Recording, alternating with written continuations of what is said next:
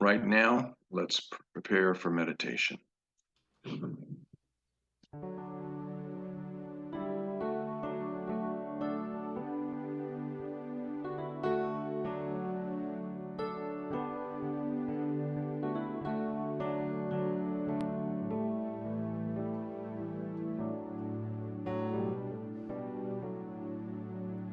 When I pray, I feel my heart go deeper. My heart goes deeper into my God. When I pray, I feel my heart go deeper. My heart goes deeper into my God. Right here, right now, right where I am, I pray. Right here, right now, right where I am, I pray.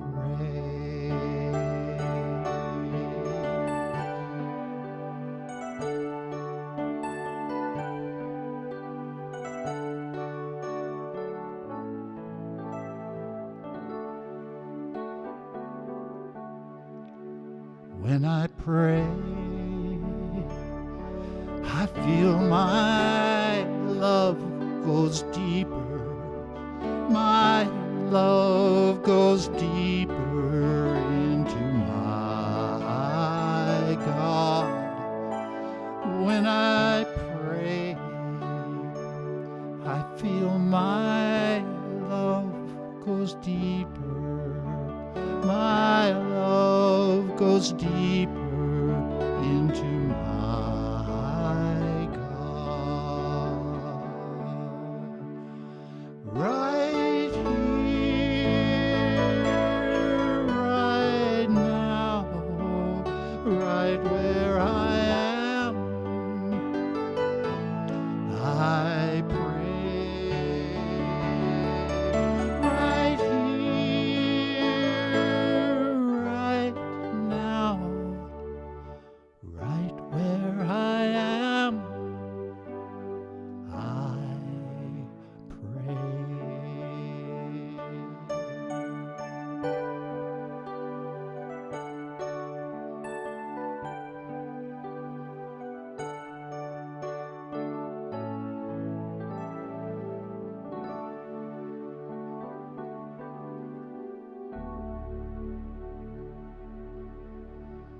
And so we allow the words of this song to lead us deep into our hearts, deep into that place where we make sacred communion with that which we call God, the infinite, the all-loving, the all-love.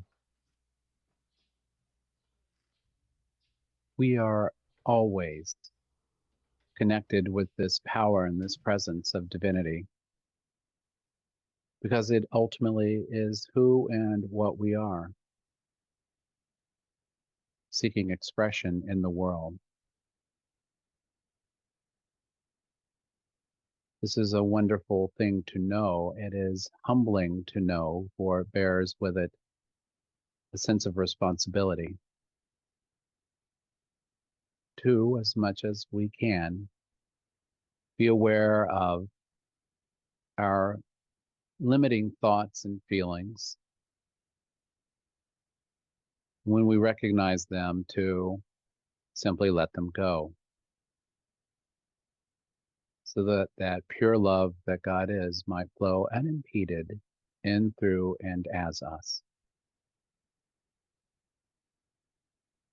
And for now, we allow ourselves to rest in sacred silence, like a rechargeable battery, infilling itself with the knowing of who it truly is, what it truly can do. So we rest now in the silence of knowing ourselves as love, as wisdom, as peace.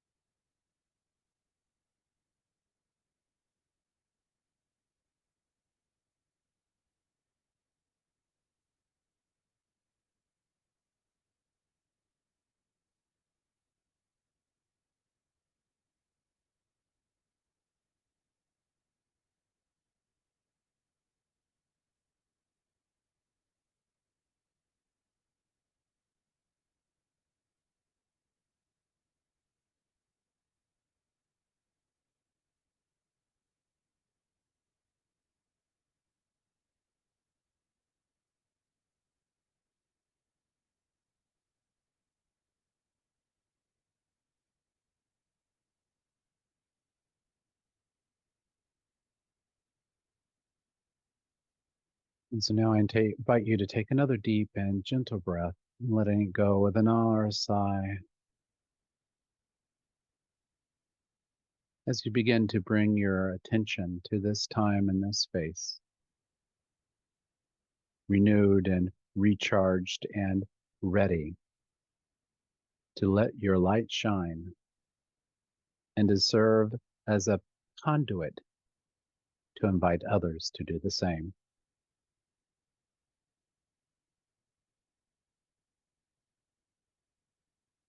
We are truly blessed in this time and in this opportunity to renew together. Amen and amen.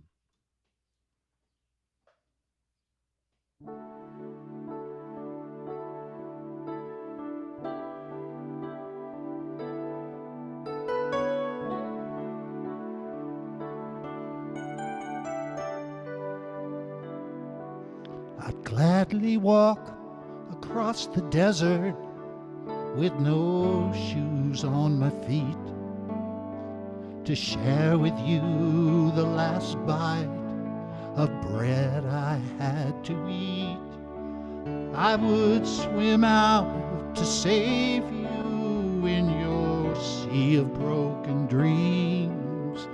When all your hopes are sinking, let me show you what love means. Love can build a bridge between your heart and mine. Love can build a bridge. Don't you think it's time? Don't you think it's time?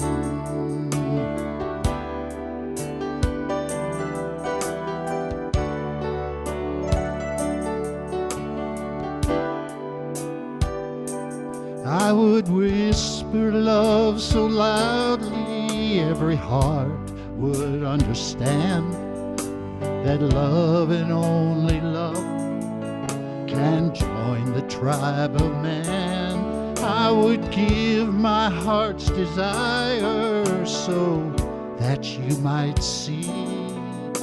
The first step is to realize that it all begins in you and me. Love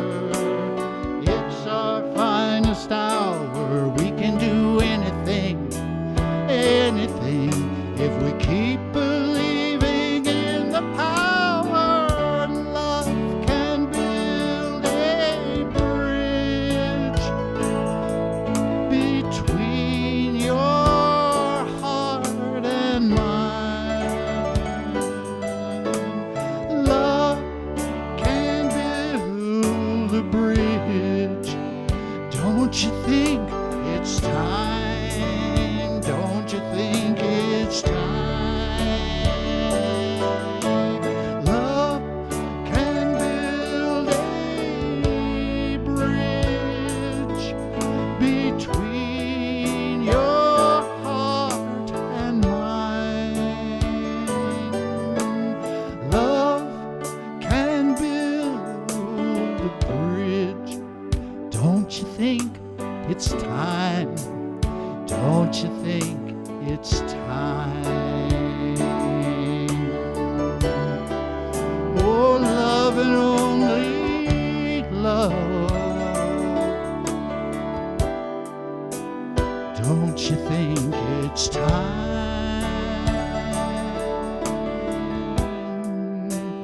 Don't you think it's time?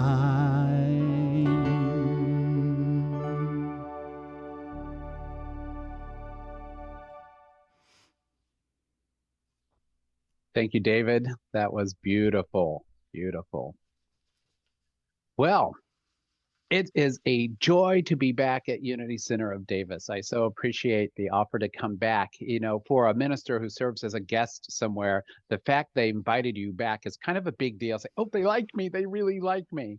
And that's great because I like them too. So thank you for having me. It's truly a joy.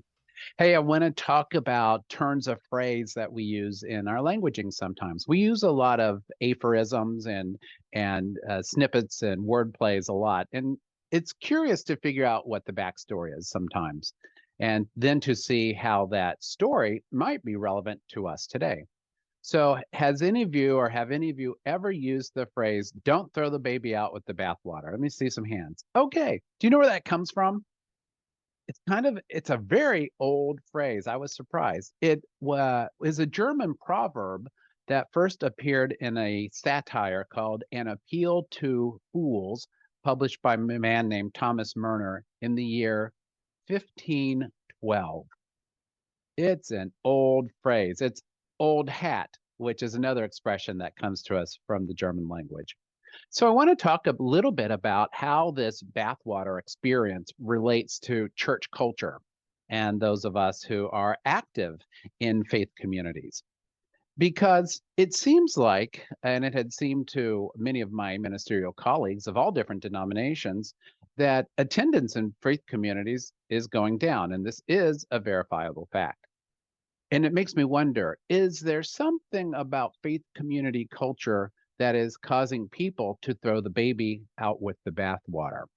So consider this. In the year 2020, the Pew Center, or Gallup rather, estimated that 47% of Americans, well, from their polling, was an estimate, they have data, said that they belong to a faith community, a church, a synagogue, or a mosque. And that was down from 50% in 2018 and 70% in 1999.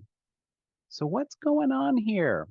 Because you know, and I know, because we're active in community, there's a lot of really good stuff going on, right? Let's see some show. I mean, I'm taking it that you agree with that. Great, thanks. But what's happened? What's going on? Why are people choosing to apparently throw the baby out with the bathwater? I heard a church growth consultant once say something that was really kind of insulting. He said, the number one thing people are looking for when they visit a new faith community is a reason not to come back. I thought, you got to be kidding me. And he wasn't kidding, actually. So there's a lot of things that people are thinking about when they visit, whether it's online, visit a group in person. And so I thought to myself, well, it's very important for us not to give them one of those reasons. It's also true that with any relationship, and that's a relationship with a friend, a mate, an organization you're a part of, a job, that we come together for a reason, a season, or a lifetime. And there's nothing wrong with any one of these time frames. You know, sometimes the greatest good in any sort of relationship is a one-off. There's a reason that brought us together.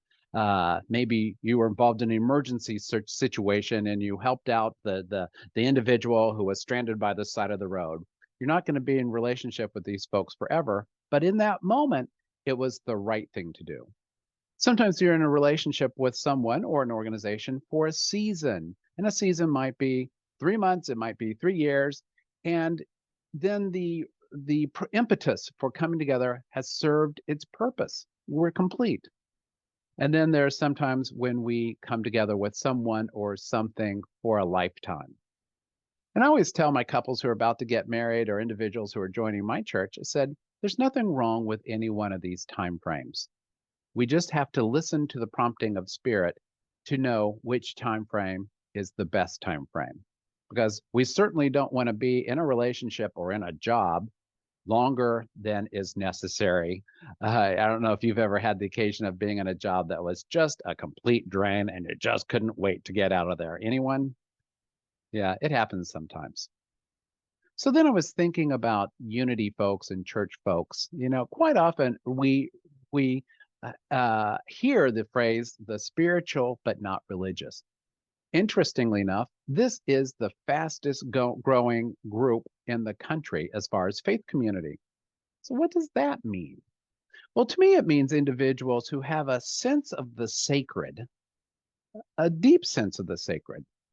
And for whatever reason, either the community they were a part of, the season has come and gone, or something happened and that just didn't fit, but they still have a sense of the sacred. And that got me thinking, as a church leader, I would be thinking about these things. Well, what are the reasons that people might leave a unity church or center, or really any church or center for that matter? But because I'm a faith community leader, I want to be aware of this. And what can we do about any of these things? And this is a real important conversation for us to have as we are all rebuilding after the COVID experience, as we are all being agile about how that looks, as we are all integrating new technologies. I mean, this is great. I get to be with you guys today, and I'm clear across the country.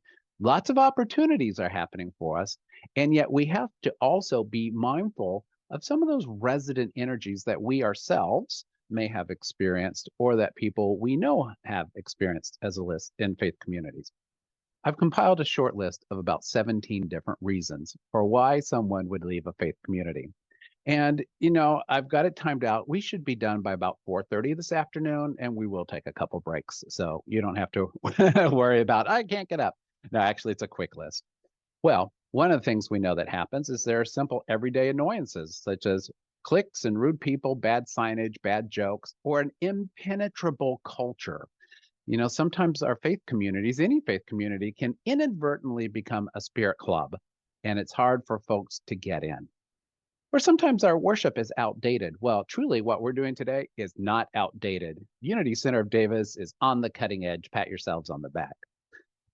And when I say outdated, maybe the rituals no longer seem relevant, the format's uninspiring, that sort of thing. Some faith communities, not ours, have a theology of exclusion. And by that, I mean certain individuals just know they're not going to be welcome there. Or there's some communities where women are not allowed positions of leadership, that sort of thing. Sometimes faith communities have a theology that just simply doesn't fit the culture anymore. And we see that when in a variety of different contexts, such as whether or not LGBT folks are welcome, that sort of thing. Sometimes individuals outgrow a theology of a community, even our own. We may have people come to Unity, they're very active and involved, and yet they are then called to move on. And it's not a problem, they've just outgrown it, which I can't understand. Sometimes faith community will preach one thing, and yet the members of the church will do something else entirely. Let's love everybody. And then they go and take a stance that seems very exclusionary. Sometimes there's a failure of a community to properly address institutional misdeeds. We see this in a lot of cult communities today that either will or will not recognize their role involved in slavery or Indian schools or financial scandals, sexual abuse, that sort of thing.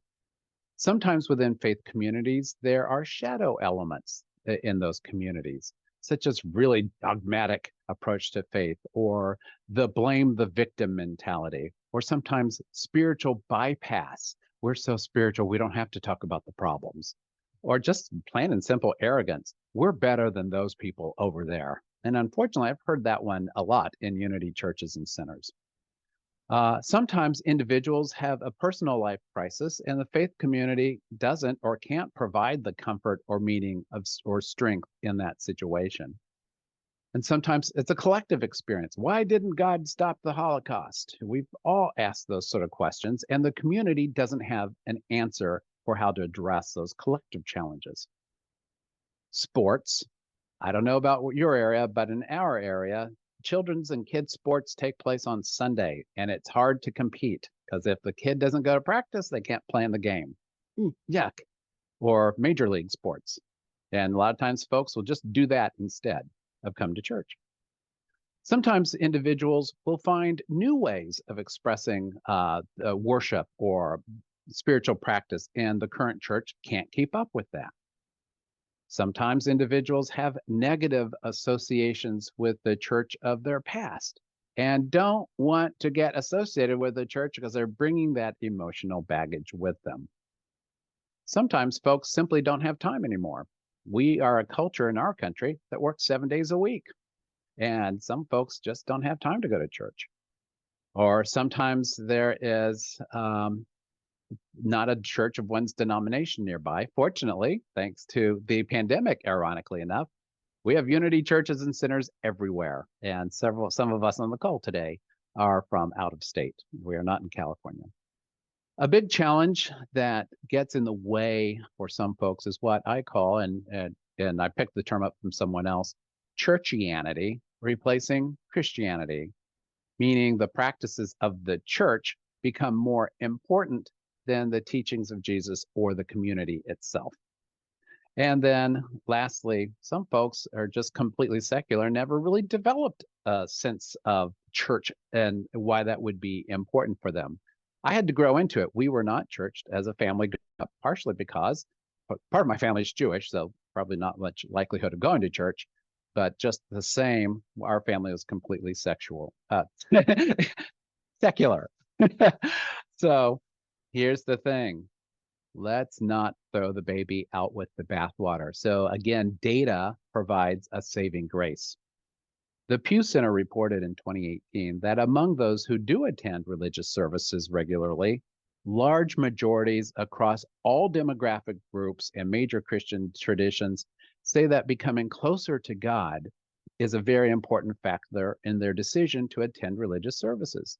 Smaller majorities in most Christian denominations name instilling a moral foundation in their children, becoming a better person, seeking comfort in times of trouble, finding value in the sermons, seeking and being a part of a community of faith are all reasons to attend religious services. Would you say that those sort of things are applicable for you? You're finding a sense of divinity, building community, finding comfort in challenging times. Yeah, of course. We have found something that is wonderful and rich. But here's a challenge, I think, for those of us in Unity. You know, we have this wonderful experience, and then people ask, well, what is Unity? Can you tell me what that is? Is it Unitarian? It's like, no, it's not like Unitarian. Well, similar. I always tell people they're like our first cousins, more alike than different. We pretty much speak the same language. And then if they are familiar with Centers for Spiritual Living, I define that community as a sibling. So definitely more similar than different. So the challenge for us sometimes in Unity is to find a succinct way to describe what Unity is, because that would help people connect. Well, interestingly enough, I went to a recent workshop led by Unity CEO, Reverend Shad Groverland, called The Power of Focus Ministry. And in that workshop, he told a story about a statement of what Unity is that was published in 2005. And I'm thinking to myself, I was a ministerial student then. What is this statement? And he said, this is a statement that was produced over 18 months by a group of ministers and Unity leaders. But 18 months, that's a long time. Well, it was a committee. And, committees don't often move. Let's just put it this way. The speed at which a committee works is called glacial. So, so that's how they work. But anyway, so this team of ministers created this statement of two very short paragraphs. And I wish I'd sent it in as a slide, but it is available on the UWM website under About Us. And this is what they came up with in 2005 that Reverend Shad has brought to the surface again. Unity is a positive, practical, progressive, the 3 Ps, approach to Christianity based on the teachings of Jesus and the power of prayer. Unity honors the universal truths in all religions and respects each individual's right to choose a spiritual path. So it's actually just one paragraph. How does that land with you? That feels like a wonderful encapsulation. We are positive. We are looking for the good in all situations, not denying that there are challenges, but looking for the good. We are practical. Our teachings aren't designed to set us apart, but rather to help us have rich and abundant, full lives of meaning and purpose today. Our teachings are progressive.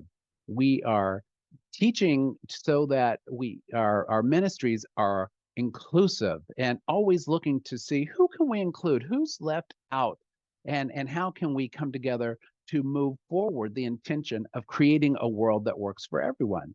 This leads us to engage in such things as environmental awareness and caring for the other and building bridges like the one behind me, which was built over 100 years ago. It is an approach to Christianity. There are a lot of approaches to Christianity. What we know is that there are nearly 40,000 different named Christian denominations in the world. I'm not making that up. That is a fact. Most of them are really tiny, but it highlights just the number of ways that we can interpret the Christian experience. Ours is just one, so it is an approach based on the teachings of Jesus rather than the teachings about Jesus. That preposition makes all the difference in the world. And the power of prayer. We have wonderful prayer chaplains have already prayed with us today. You all know at Unity Center of Davis just how integral prayer is to our practice. Unity honors the universal truths in all religions, just like the series that Reverend Richard did on Unity and World Religions. We are always looking to see, again, what are the bridges that we can use to connect people, connect faith traditions, so that we can really understand how similar we are and where we're different. Let's see what the richness and the gift in that is. And finally, we respect each individual's right to choose a spiritual path. That's liberating. And that implies a tremendous sense of responsibility. And what that really does, it speaks to our principle of going deeper in prayer, just like our meditation songs, so that we truly connect with the power of spirit in our lives and in our world. So what do we do now? We have a statement about who and what unity is. We have an understanding of what culture, our faith community culture has to offer. Then the question is, how do we live the truth we know? And this is ultimately our homework. Because it's not enough, I'm going to repeat that, it's not enough just that we know the truth. It's not enough that we understand these things for ourselves.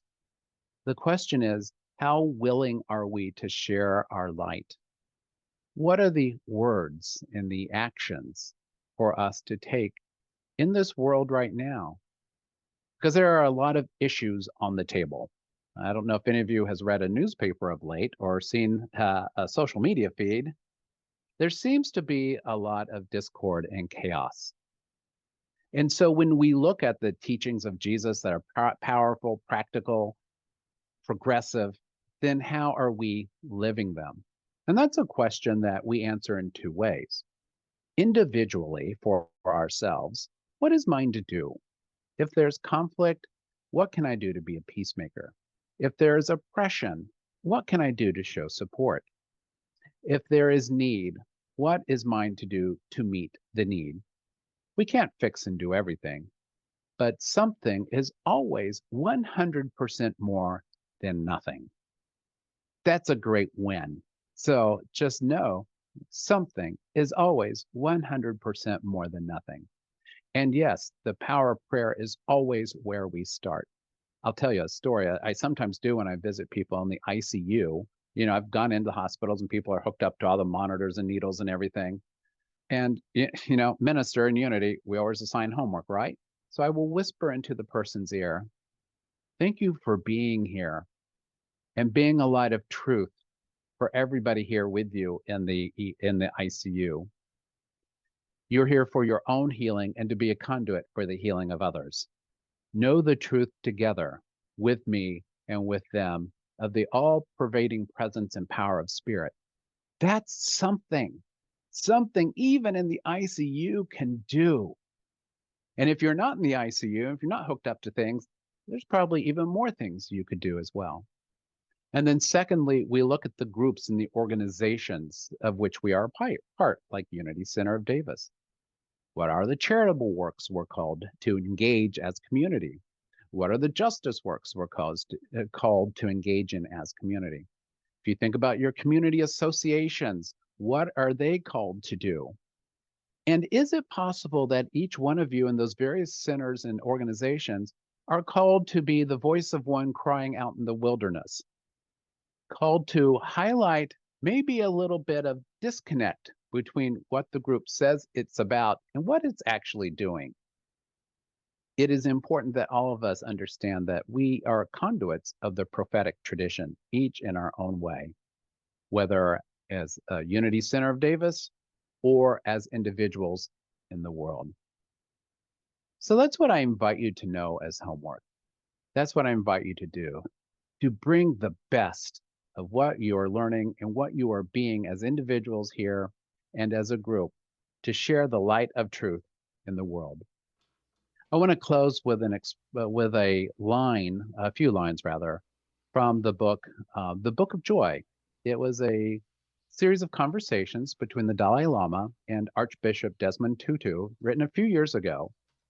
And the two individuals were asked to speak to how do they maintain joy in the world, because both of them had lived through horrendous conditions. And how do you address the wrongs in the world?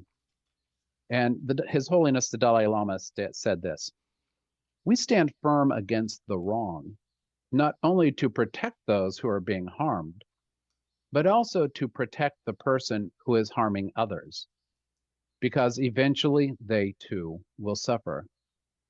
So it is out of a sense of concern for their own long-term well-being that we stop the wrongdoing. This is exactly what we're doing concerning the Chinese hardliners.